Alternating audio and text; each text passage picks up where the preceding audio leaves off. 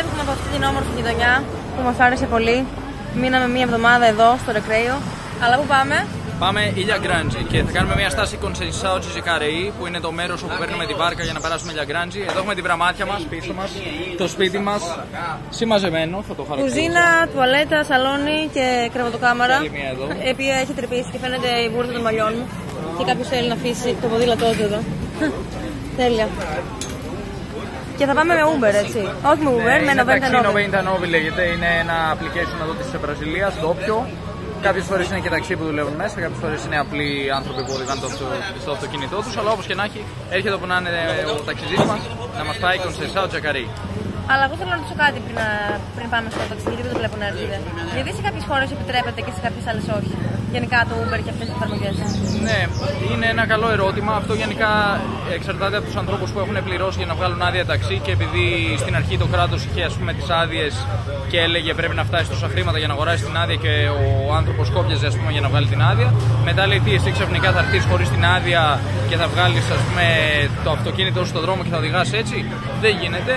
Οπότε φτάσαμε σε κάποια φαινόμενα στην Κολομβία όπου καίγανε αυτοκίνητα που δούλευαν στην Uber. Κάποιοι παρίσταναν τον πελάτη και καλούσαν Uber, ερχόταν το Uber και τους φάγαν το αυτοκίνητο. Αλλά τελικά στο τέλος κάπως πέρασε όλο αυτό με τα application και υπάρχουν. Σε κάποιες χώρες υπάρχουν κάποια application, κάποια άλλα είναι παράνομα. Εδώ όμως είναι νόμιμο. Εδώ είναι νόμιμο. Uber, ταξί 99, τα ταξί, όλα υπάρχουν όλοι. Ό,τι θες. Ωραία. Πήγαμε για Ilha Grande. Λοιπόν, παιδιά, είμαστε στο ταξί και πηγαίνουμε προς Ilha Grande, προς Conceição de Jacareí, και βλέπουμε τον οδηγό μας να παίρνει αυτό και να το κολλάει πάνω στο parabrise. Να το βάζει μπροστά. Το βάζει μπροστά και λέμε, γιατί το βάζει εκεί μπροστά, ρε παιδί μου? Λέω, τι γίνεται? Λέει, αυτό είναι για να πληρώσουμε τα διόδια. Λέω, τι εννοείς? Λέμε, τι πλάκα μας κάνει? Λέει, έχει κάμερες από πάνω και οι κάμερες σκανάρουν αυτό και πληρώνεις αυτόματα. Λέω, καλά, θα μας τρελάνεις τώρα. Λοιπόν, δείτε σύστημα που έχει η Βραζιλία. Λέει, τώρα το κάνουν αυτό έτσι παντού. Δεν υπάρχει πλέον εκείνο το κουβούκλιο, ας πούμε, που κάθεται μέσα ένα άτομο και υπάρχει η μπάρα που κατεβαίνει και λοιπά και πληρώνεις. Αυτόματα. Το κολλάω στο parabrise, πληρώνεις αυτόματα, τσακ, σκαναρίστηκε, τελείωσε. Wow. Ωραίο το σύστημα, μου άρεσε. Επίσης η διαδρομή είναι υπέροχη. Έχει παντού μπανανιές και άλλα τροπικά φυτά. Τώρα ρέωσαν λίγο, αλλά πριν ήταν τέρμα δάσους.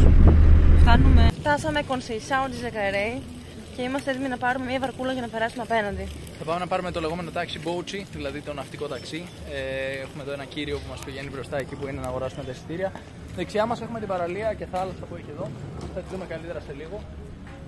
Από εκεί θα φύγουμε κιόλας ούτως ή άλλως. Αλλά προς το παρόν περπατάμε εδώ στην Conceição de Jacareí, που είναι ένα μέρος που έχουμε μείνει στο παρελθόν. Έχουμε μείνει κάποιες νύχτες εδώ. Πολύ ωραίο μέρος, χαλαρό. Χαλαρό και ήσυχο μέρος, ναι. Μην μου πεις ότι έχεις και μάθημα όταν φτάσουμε στο νησί. Έχω ένα μάθημα. Έχω ένα μάθημα που έπρεπε να μπει 3 η ώρα, αλλά έχουμε χρόνο, θα φτάσουμε γέρος. Εκτός αν μείνουμε στη μέση του ωκεανού. Εντάξει, δεν είναι και ωκεανό. Σιγά, 20 λεπτάκια δρόμος είναι το taxi boat. Ταξί βάρκα. Ταξί βάρκα, ναυτικό ταξί. Conceição, λοιπόν, ακριβώς πίσω μου έχουμε την προβλήτα, το λιμανάκι, διάφορες βαρκούλες στη θάλασσα και μπροστά ένα ήσυχο και χαλαρό μέρος με φοίνικες, χωρίς πολύ κόσμο και κάποια δίχτυα για beach volley. Φαίνεται ένα μέρος όπου οι άνθρωποι ψαρεύουν αρκετά. Το βλέπουμε από τις βάρκες, από τα δίχτυα. Και είναι, πιστεύω, ένα μέρος το οποίο αξίζει κανείς να επισκεφθεί. Πριν φτάσει στην Ilha Grande, μπορεί να περάσει μερικές μέρες εδώ και μετά πηγαίνει και στο νησί. Θα πάμε αμέσως μετά, το οποίο είναι πανέμορφο. Σίγουρα αξίζει κάποιος να πάει στην Ilha Grande, κάποιος που επισκέφτεται το Rio de Janeiro. Αλλά και εδώ είναι ένα ωραίο μέρος, ευχάριστο. Οι άνθρωποι έχουν μπει στη θάλασσα. Και φυσικά έχουμε παντού αυτή την πυκνή βλάστηση. Εκεί αριστερά, ας πούμε, ή μπροστά σε αυτό το μικρό νησάκι, ή δεξιά βλέπω κάτι λόφους με γρασίδια. Conceição de Jacareí.